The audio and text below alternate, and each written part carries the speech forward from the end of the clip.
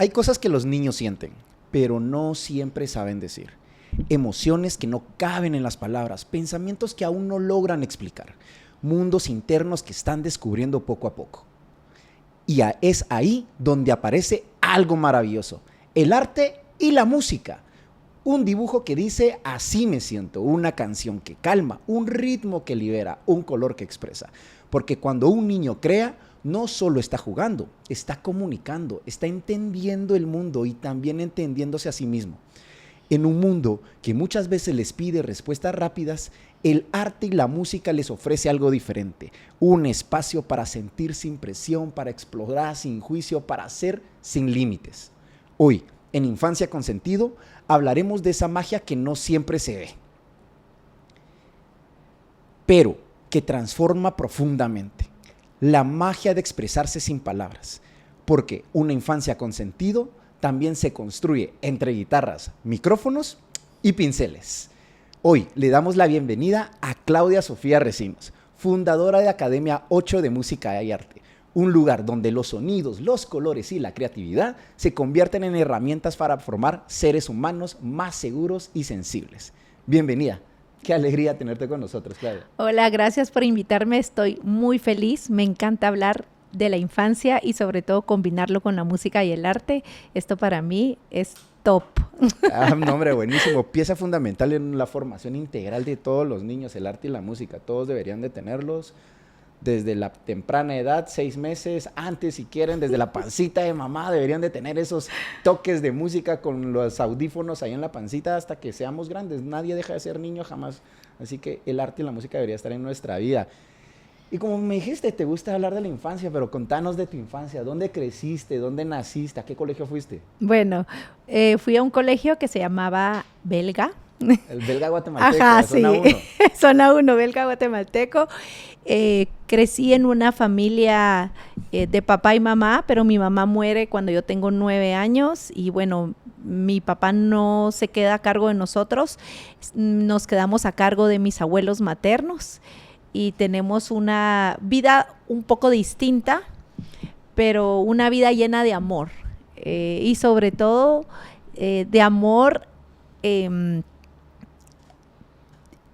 la música, porque mi familia siempre fue súper artística y este tema que tú estás tocando con respecto a lo de la infancia, me toca una parte de mí que yo digo, wow, me hiciste transportarme a ese momento de cuando yo era niña y pensar, ok, ¿qué hubo en mi familia que hizo todo esto que hoy tengo? Claro. ¿Y quién es ese miembro de la familia que te hizo admirar, gustarte y enamorarte del arte y la música? ¿Quién fue?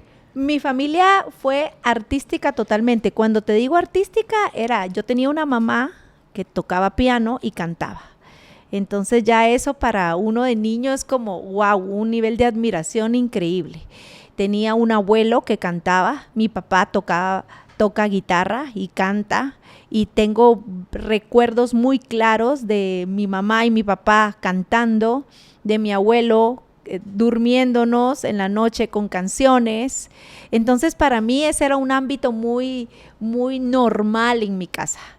Estaba muy expuesta a la música, todo era a través del arte, de pintar. Mi mamá era maestra de párvulos, entonces todo era hacer cosas con las manos, jugar, expresarse a través del arte y la música. Siempre estuvo en mí. Y como siempre lo tuve, para mí ha sido como algo muy normal tenerlo. Nunca lo he visto como, ¿qué pasaría si alguien no lo tiene? Porque cuando tú eres niño y lo tienes, piensas que todos lo tienen. Exacto, lo normalizas, ¿no? Ajá. Mira, y entre ese todo sinfín de estímulos de colores y sonidos, ¿dónde creciste? ¿En qué colonia? ¿Qué zona de la ciudad? ¿En qué departamento, municipio? ¿Dónde creciste? Bueno, crecí en la zona 1. Okay. Y bueno, era esa época que me encanta porque salíamos a jugar a la calle. Pero aparte yo tenía una familia, una mamá sobre todo, que como te digo era maestra, que me ponía a jugar haciendo. O sea, yo jugué con lodo, yo me mojé en la lluvia, yo hice manualidades, yo me tiraba al piso, yo grababa. O sea, fue una niñez muy, ¿cómo se dice? Con esos métodos que están ahora de moda, Claro. donde experimentas. Claro. Así era mi De niñez. superestimulación, Sí. tocar, sentir, escuchar, No percibir, había ver. tanto como ahora Claro. de una agenda tan llena de que vas a esta clase, vas a esta, pero sí tengo algo muy particular que recuerdo de niña, que era una niña con muchas ganas de querer hacer cosas. En mi familia, con mi mamá, no hubo una época donde no tuvimos esas posibilidades económicas. Y yo decía, quiero que mi mamá me pregunte, porque yo quería hacer todo. De hecho, no estuve tan inmersa en el área deportiva, pero yo pensaba, yo cuando me pregunten, voy a hacer esto, voy a hacer esto. Era una niña con muchas ganas de hacer música, de hacer arte, de hacer cocina. Yo me hubiera metido a todas las clases y hubiera sido esa niña que hubiera ido feliz. Tenía mucha energía de querer hacer. Y creo que eso es algo que me caracteriza hoy en día, porque siempre quiero estar haciendo, pero eso es algo que yo tuve desde niña. Claro. Qué maravilloso. Y mira, Claudia, tu primer recuerdo que tengas tú como acá fue mi primera obra de arte. Acá yo me recuerdo que la primera vez que dibujé tal cosa o que canté tal cosa. ¿Cuál sería el primer recuerdo de tu mente en tu infancia haciendo arte? Bueno, la primera vez yo llego con mi mamá y le digo, voy a cantar en un festival, y ella me apoya y dice que sí. Yo estaba habré tenido como unos 6 años, 7, que yo dije, quiero cantar, y me paro y canto. Mi experiencia no fue tan buena porque me paro, canto, y cuando ya paso a la semifinal y cuando ya era la final, mi mamá no había llegado, yo la buscaba y ladeaba como la cabeza. La cosa es que no tuve un buen manejo del micrófono y me frustra un poco porque desde niña siempre fui como súper exigente conmigo. Lo que pasa es que en mi niñez hubo un parteaguas, antes de mi mamá y después de mi mamá. Entonces, mi mamá participó cuando yo era muy pequeña en un programa que se llamaba Campiña, que era como de aficionados, y mi mamá, me acuerdo que iba a participar. Como te digo, mi papá y mi mamá hacen una canción especial para mí, para ese festival. Y bueno, creo que yo tenía muchas ganas de querer hacer, y era como, voy a hacer y voy a cantar, y ellos me apoyaban. Y luego me pasa la parte de que cuando mi mamá muere, esa parte de la música, había unos sentimientos encontrados, porque es como que tú ya no quieres hacer esto, Claro. pero al final esta es parte de tu vida y lo sigo haciendo, pero la música se volvió algo muy importante para mí.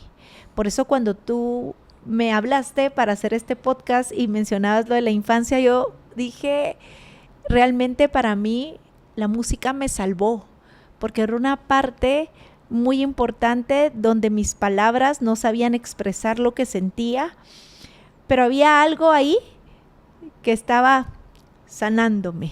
Claro.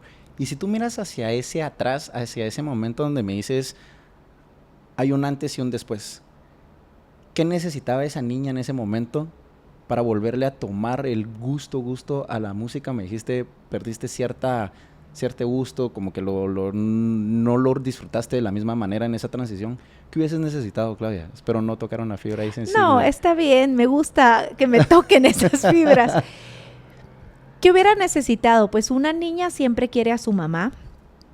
Cuando eso pasa, hay muchas cosas que se quiebran. Y sobre todo cuando tampoco tienes a tu papá, entonces estás como, no empiezas a no entender. ¿Qué hubiera necesitado? Creo que tuve lo que necesité en ese momento, porque mis abuelos y mis tíos de parte de mamá fueron tan amorosos conmigo que en ese momento nunca conscientemente pensé que me hacía falta algo. tuve mucho amor a mi lado. Sin embargo, inconscientemente yo me saboteaba no estar haciendo lo mismo que hacía mi mamá. Y entro a recibir piano. Bueno, primero te voy a decir que mi abuela nos mete a clases de ballet. Y yo estaba fascinada porque decía, wow, quiero ser una bailarina. Esa niña que quería hacer de todo. Pero me quiebro el brazo. Y cuando me quiebro el brazo me suspenden un mes. Y cuando yo regreso, el director, que en esa época es que eran tan estrictos en la escuela de danza y en el conservatorio, que dice, no, usted ya no puede seguir aquí, faltó. Por supuesto que yo ahora de adulta entiendo que todo eso que me pasó era como una cosa de no voy a hacer esto, y me pasa con la música. Empiezo música, en el conservatorio tú tenías que hacer años de teoría, y luego hasta los 2 años ya te ponían a algo de instrumento, y el primer instrumento que yo elijo es el piano.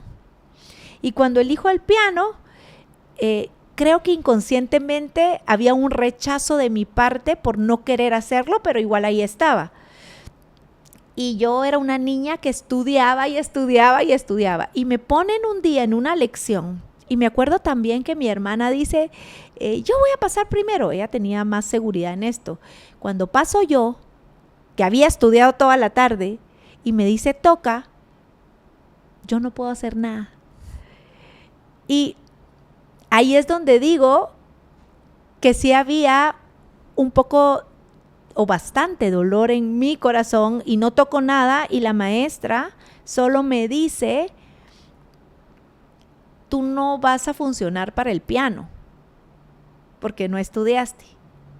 Pero tengo tan grabado eso que salí y nunca más volví al piano. Wow. Entonces, ¿qué hubiera necesitado? Yo siempre digo algo con todas las personas que se acercan a mí.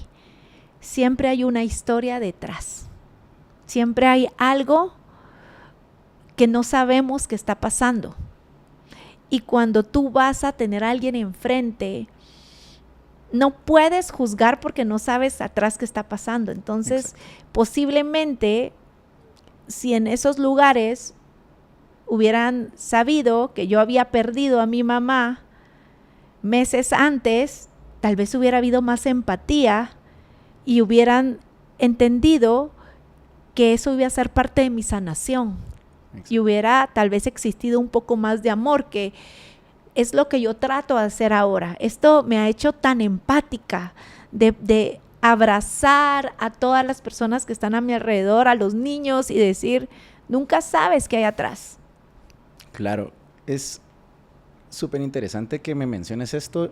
Yo estuve en el Conservatorio de Música un tiempo, y hace 2 episodios atrás, llegamos siempre al mismo tema de nuestras infancias, donde la educación militarizada, no sensibilizada hacia el niño, es la representación total de la educación Guatemala en general. O sea, con los invitados hemos llegado a la misma conclusión, esa militarización de que sí o sí haces las cosas, repites una y otra vez, y realmente no darte cuenta de lo que es el niño, lo que es el entorno del niño. Y ahí es donde muchas piedritas, muchos pilares empiezan a formar parte del carácter y de la personalidad que el niño va formando en su camino. En este caso, pues, tus abuelos. Y yo, como te decía, ahí atrás de cámara, para mí una de las piezas fundamentales en la educación de mi hija ha sido el Lolo, ¿verdad? Es el abuelo de mi hija, y si Lolo me ve por ahí, yo realmente estoy 1000 agradecidos con él, lo quiero un montón, pero realmente los abuelos llegan a formar mucho carácter en los niños y llegan a hacer esa cosita extra que ellos necesitan. Realmente me alegro mucho que pues tus abuelos tomaron el papel. Probablemente, como tú dices, no era completamente todo lo que necesitabas un poquito más de empatía. Tus abuelos sí lo sabían, pero todo tu demás entorno no. Y en ese punto, Claudia, ¿qué consejo le podés dar a los que están actualmente dando clases o tratando de hacer arte con niños? Yo siempre digo algo que es que empezamos al revés. Empezamos queriendo que los alumnos aprendan. Y el aprendizaje se da de forma natural, cuando primero conectas. Y en la metodología que usamos, que es lo que he creado a base de mi historia, lo primero es conectar. Luego, empatizar. Porque obviamente tú conectas conociendo la historia del niño. Luego empatizas porque no todos los niños pues van a tener cosas donde vas a hacer más clic. Claro. Entonces empatizas, a cada uno le ves ese diamante que está escondido para poder empatizar. Y hasta después enseñas, viene el aprendizaje. Y luego de que viene el aprendizaje, tú solo acompañas. Porque eso es lo que sucede, no es enseñar y después vamos pues, estudia, es acompañar.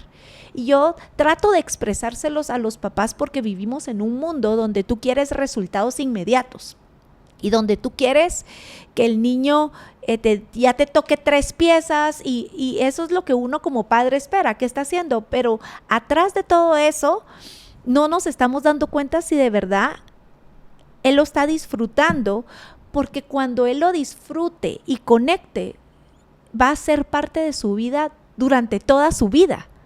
Y eso es lo que yo pretendo, que todo lo que tú hagas, música, arte, sea parte de tu existencia hasta que uno muera. Y no solo una etapa como normalmente se ve, que sea, bueno, ahorita en el colegio, ahorita esto. Y es que antes de yo involucrarme en enseñar esto, hice tanta investigación, así de que te preguntaba, ¿qué aprendiste en el colegio? Yo nada. Y me fascinaba escuchar todo eso porque yo decía, ¿por qué? Porque solo estás aprendiendo para el momento, porque solo quieres aprender para sacar eso, porque tu papá te lleva, pero no te queda grabado, porque no hay una conexión, hay un propósito más grande. Y si los padres supieran que si logran ver que hay una conexión, hay un amor, uno lo va a seguir haciendo hasta por el resto de su vida. Yo jamás pensé que me iba a quedar en este ámbito. Es más, nunca me imaginé que hacer eso me iba a llevar a lo que tengo ahora, pero aquí estoy. Claro. Y ahora entiendo más la música, he investigado más qué es lo que hace y estoy enamorada. Y se lo digo a mis hijos. No es que quieras, no es que yo desee que tú seas músico, pero sé lo que la música hace en tu vida, así que por favor no me hagas esto, tienes que aprender, porque los niños tienen etapas, tienen etapas donde obviamente van a empezar a manifestar más amor por ciertas cosas, pero la música y el arte tienen un lenguaje no verbal. Exacto, exactamente. En mi clínica, en mi práctica diaria, yo siempre le digo a los papis, los niños aprenden por diversión y por placer. Si no es divertido, no va a aprender. Desde comer, gatear, correr, escribir, cantar, cualquier cosa. Y si no les da placer, menos. O sea, no le presiones al niño porque va a llegar un momento en que realmente va a tomar su propio gusto. Pero también hay ciertas cosas o ciertos papeles que tenemos que tomar los papás en decir, no, es que esto te va a hacer bien, ¿no? O sea, realmente poder integrar una educación súper formal en el sentido de crear arte, música, deporte, religiosidad, ciencia en un niño le da las herramientas para que él sepa qué camino escoger. No es lo mismo un niño que solamente conoce de ciencia y no sabe lo que es el deporte y el arte. Y tal vez ahí está su mayor exposición o ahí puede explotar todas las capacidades que él tenga, o al revés, ¿no? Que solamente esté metido en el deporte. Yo quiero que mi hijo sea el futuro Messi, Cristiano Ronaldo, el Pescado Ruiz para ser de aquí de Guatemala. Pero tal vez el niño, si le das aunque sea una flauta dulce, que odio la flauta dulce, pueda llegar a ser un gran músico y pueda ser el siguiente, no sé, Páez de Malacates Treble Shop o no lo sé, Ricardo Arjona. O sea, realmente poderle dar todas las herramientas a los niños para que ellos encuentren su propio camino creo que es muy importante en estos chicos. Ahora, Claudia, escucho muy bien de que de la niña que fuiste en ese momento del piano, pareciera que es la misma niña que sigue ahora. ¿Hay algún otro pedazo de tu vida, de tu niña, que sigue estando presente en estos momentos? Creo que mi creatividad y esas ganas de soñar, de no tener límites. Yo se los digo a las personas, yo tuve una mamá que en algún momento pasamos ciertas dificultades económicas, pero así económicas de que no teníamos para comer, y yo creo que ella, por no decirle a mis abuelos y no contarles esa parte, pero yo comía tortilla con mantequilla, pero nunca lo vi como algo malo, porque ella decía, miren lo que vamos a jugar. No, es que era impresionante. Cuando yo vi la película de La vida es bella, yo dije, es que así fue mi niñez. Entonces, nunca tuve limitaciones. Nunca tuve un pensamiento de esto no se puede hacer. Y creo que eso es algo que sigue vivo en mí. Yo les digo a las personas, todos tenemos la capacidad, pero si ustedes me preguntan qué me hace diferente, es que yo me veo como esa persona que va, mira el abismo y se tira.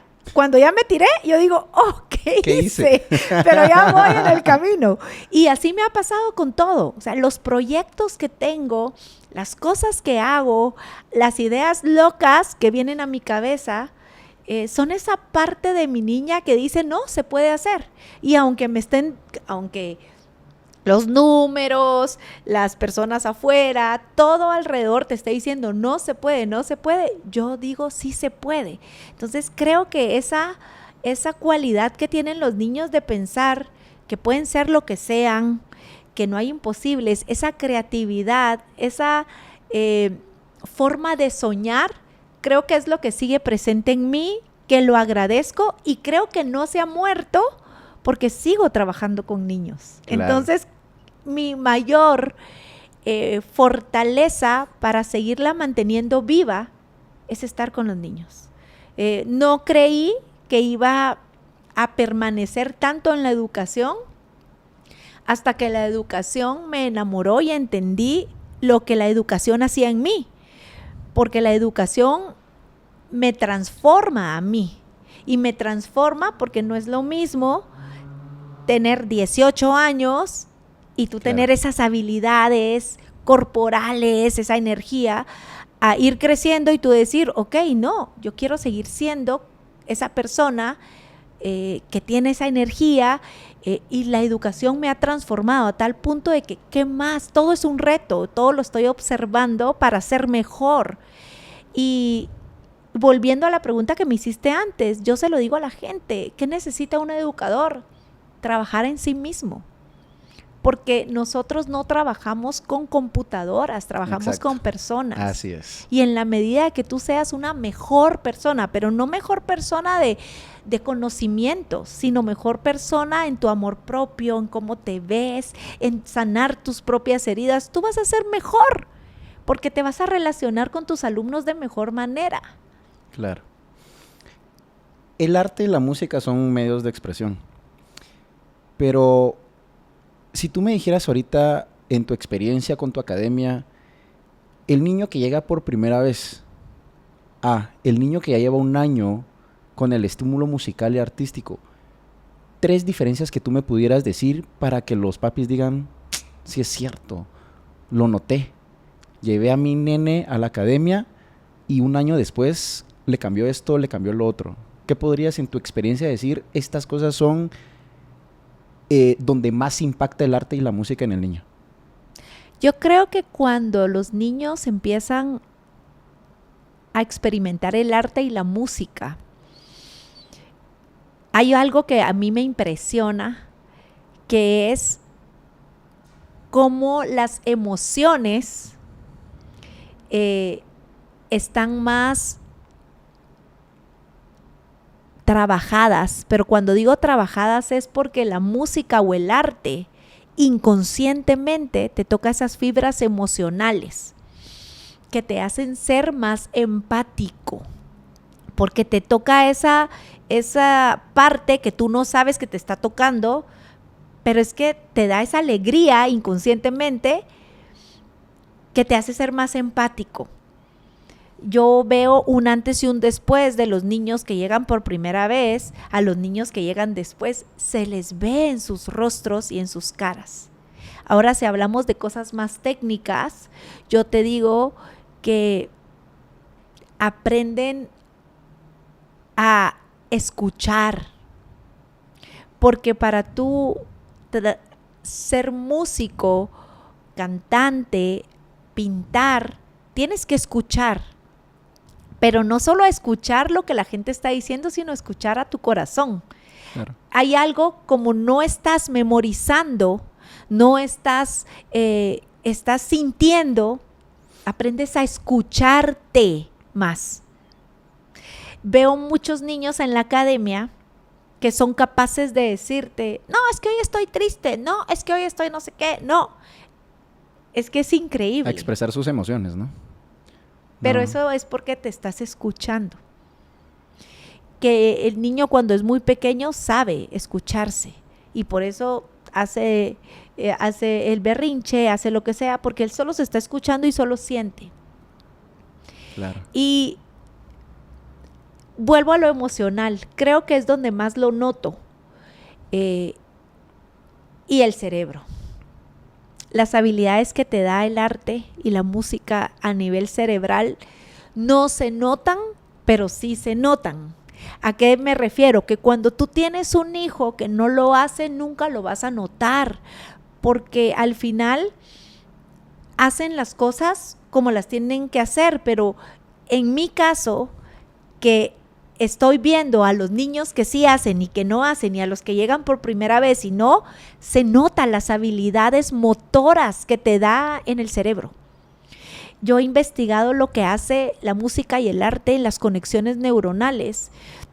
Se nota, pero eso es algo que tú no vas a poder notar porque no se ve, solo existe por existir. Pero en mi experiencia, a mí no me preguntes por qué, pero a mis hijos nunca les ha ido mal en matemáticas, nunca les ha ido mal en esto, o sea, y yo sé que tiene que ver con esto que yo he sembrado y trato de explicárselo a las personas. Usted no sabe lo que hace la música en el cerebro y lo veo cuando llegan, porque las habilidades de los niños son distintas. Claro.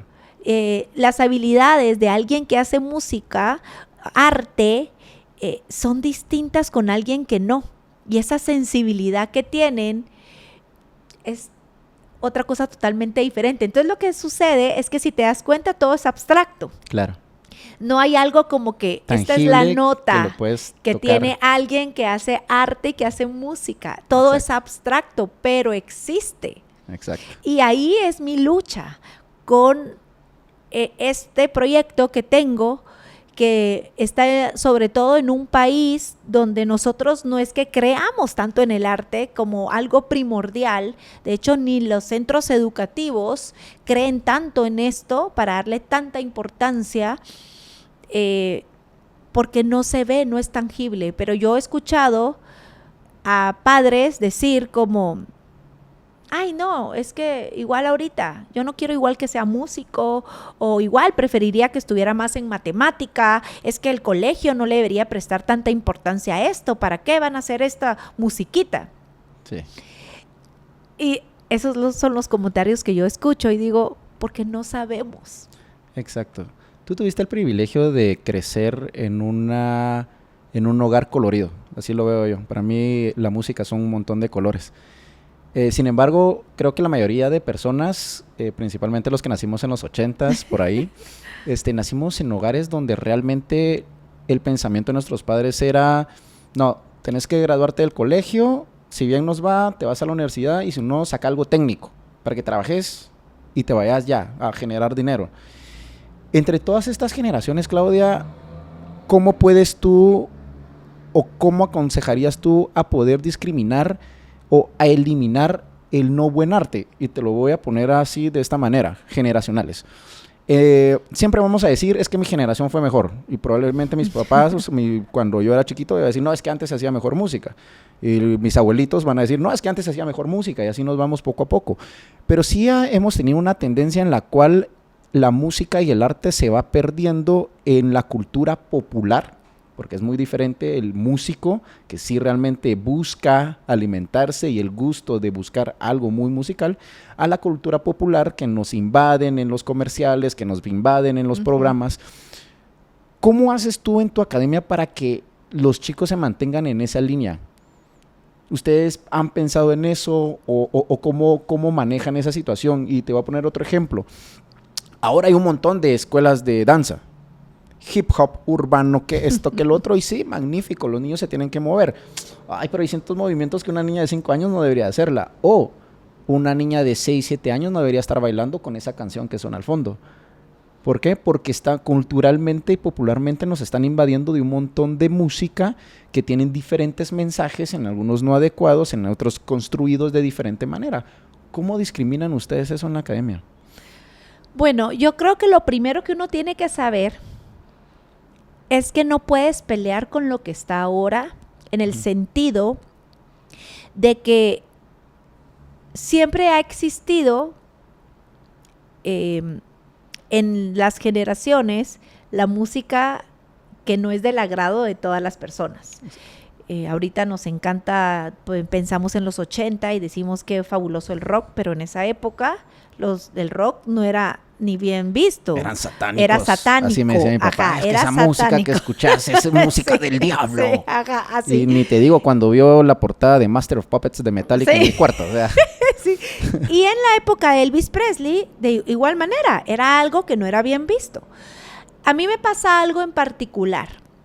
Yo no peleo con las tendencias que están, porque primero cuando tú entras con esa idea de pelear, ya cierras a que nadie más quiera entrar a tu lugar y a tu espacio y decir esto no, porque tú no puedes hacer caso omiso a lo que está pasando. Claro. Eso es uno.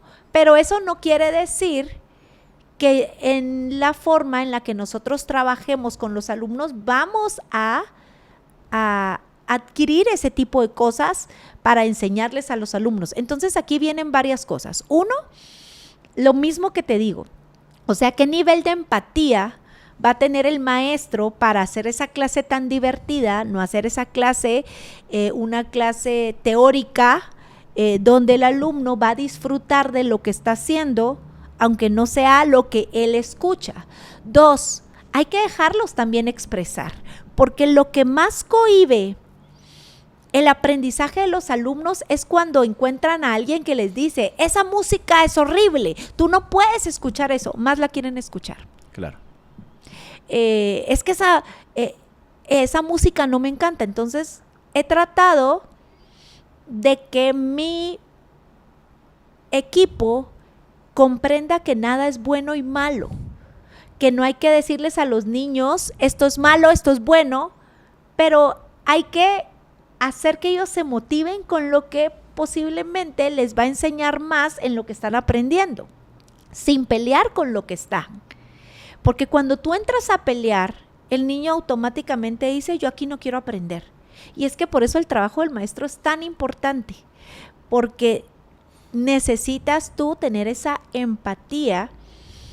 A mí me gusta toda la música en el sentido de que he encontrado la belleza en cada una.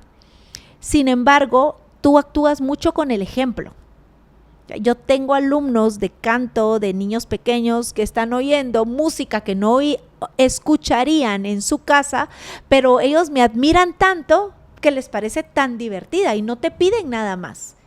O sea, cuando tú tienes claro cómo enseñarles, ellos van a agarrar una canción académica, una canción que tenga estructura y la van a hacer con felicidad, porque hoy en día si tú les dices vamos a aprender esto, ay, qué aburrido, pero en la academia tratamos de tener apertura a escucharlos. ¿La que te gusta? Bueno, te gusta Shakira, una niña de 5 años, ok, posiblemente hay que entender lo que te dije, atrás hay una historia, en la casa se está escuchando eso. ¿Y qué pasa? Es que el aprendizaje no solo está en los lugares a donde tú vas, sino también en casa. Claro. ¿A qué expones tú a tus hijos durante su vida? Entonces, si ya el mundo los está exponiendo más a esto, tú también exponlos a otras cosas. Entonces yo soy una mamá que puedo bailar con mis hijos lo que están escuchando, pero los expongo a otras cosas. Entonces hay un equilibrio. Ujú. Y soy una mamá que con el ejemplo no dice malas palabras, entonces mi hijo, aunque las escuche en una canción, no las dice. Pero lo que pasa es que estamos peleando porque estamos peleando como papás, porque es que esa canción tiene palabras que no debería decir, pero en realidad tú como papá sí las dices. Claro, por supuesto. Y estás peleando porque la niña está bailando con movimientos así, pero es que tú en tu forma de actuar no eres correcto. Claro. Entonces es algo bien complejo, pero me encanta que lo hayas tocado porque no es pelear con algo que es generacional. Exactamente. Exactamente. Ese es el punto, porque es completamente generacional y era lo que te decía. O sea, cuando yo empecé a tener contacto con la música, en serio tuve un conflicto directo con mi papá. O sea, mi papá es un señor cuadrado, católico, casi cachureco, que si no eran boleros o otra cosa, pero sí escuchaba el Buki, ¿verdad? Entonces, le decía yo, va, pero tus canciones tampoco no son tan bonitas. Pero sí es completamente generacional y tratar de comprender a las diferentes generaciones es muy importante. Guiarlas adecuadamente, estoy completamente de acuerdo, pero sí, completamente generacional. Y Claudia, disculpa, solo para terminar esto, tener esas conversaciones con los niños cuando crecen, de que ellos se puedan expresar. ¿Por qué te gusta esa canción? Ajá. ¿Qué te gusta? Y a veces solo te dicen, es que es el ritmo. Sí. Ni siquiera es la letra. Siquiera Por la eso letra, es que, sí, por eso sí. es que ellos ni siquiera saben que están cantando, porque lo que les gusta es el ritmo. Y tú les Sí. dices, no, el ritmo es genial. El ritmo sí, es que el ritmo, lo que dice no me gusta tanto. Y el niño te va a decir, sí, a mí tampoco. Pero es que el ritmo está como que en la onda. Y tú dices, tienen toda la razón. Entonces, crear que esto sea para acercar y no para alejar. Claro. Entonces nosotros dejamos que ellos expresen que te gusta, que esto, vamos a usar esto sin la letra, el audio, solo acá en relajación o qué sé yo, pero ahorita para que estudiemos usamos esto. Sí, no, hombre, buenísimo. Claudia, acá en este espacio tenemos un pequeño segmento que se llama De Niño Yo. Ok, démosle. Son preguntas fáciles, directas, pero tienes que responderme lo primero que se te viene a la mente. No lo sobrepienses, ¿ok? Ok. Claudia, de niña, ¿tu caricatura favorita? Te iba a decir Mazinger Z, pero es que no era la favorita, era la que miraba mi hermano. Pero a mí me gustaba más Jen. Jen, la cantante. La cantante. Claudia, de niña, ¿tu golosina favorita? Las gomitas. Las gomitas, muy bien. De niña, ¿tú querías ser algo que no fuera aparte de música? ¿Soñabas con ser algo diferente? Siempre dije cantante. Y eso era lo que pensaba. Ser cantante, y que si no hubiera sido cantante, quería tener un trabajo.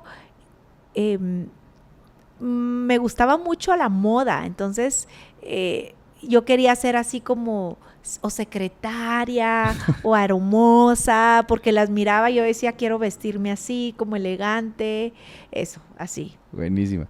Claudia, de niña, ¿tu deporte favorito? El básquetbol, aunque nunca lo hice. Nunca lo hice. Ya de grande, ¿sabes qué me encantaba? Que pensé, yo hubiera hecho equitación. Que todo lo que te estoy diciendo no creas. O sea, sí lo estoy haciendo. Vamos, tengo mucha vida. Okay, sí, todavía falta. Claudia, de niña, ¿tú preferías cantar, pintar o explorar? Cantar. De niña, ¿tú ronda o juego favorito? Era Matatero Terola. Y por último, de niña o adolescente, ¿tu canción favorita era? Había una que me gustaba que se llamaba Enciendo una vela.